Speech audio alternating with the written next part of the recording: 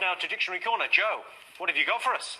Well, Jimmy, I get a lot of parking fines, and I have realised if you ask for evidence, then often you can get out of the fine. Now, I was up north doing a show, and I got a fine, so I emailed the council asking for the evidence. I got an email from some woman called Steph, who said, "Mr. Lycett, I have passed your email on to the Freedom of Information team. Hopefully they'll be in touch with you soon." Now, I didn't like that word, hopefully, so I replied, "Steph, sadly, hopefully doth butter no parsnips."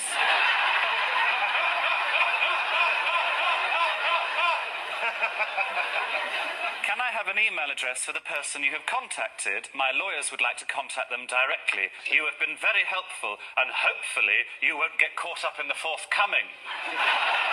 Forthcoming was sinister enough. He replied, "Mr. Lycett, I'm not sure what you mean about buttered parsnips." I've CC'd in the FOI team who will advise. Now I got an email from someone called Colin who said, "Mr. Lycett, your request is very broad, so I've assumed you only want information pertinent to your recent parking fine. Attached is the evidence which we have, which are photographs of your car clearly parked in a taxi rank." Now the photographs they had are of my window, which had taxi rank written on it by presumably a disgruntled taxi driver. But there's actually no evidence of a taxi rank in that photograph. So I went back to Colin, didn't I? I said, "Mr. Colin, when you assume, you make an ass out of you and me." "I see that your evidence is nothing more than a picture of the words taxi rank written on my car. I would argue this evidence is insufficient. I also put PS, apologies for the delay in replying to your previous email. I'm currently on the Costa del Sol. I provided evidence of this." And then I just put this picture.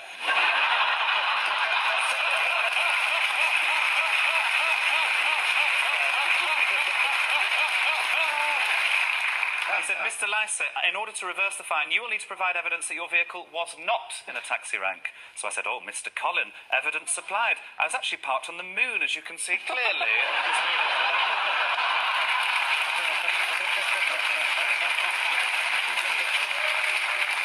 I got a reply, "Mr. Lycett, I've cancelled the fine."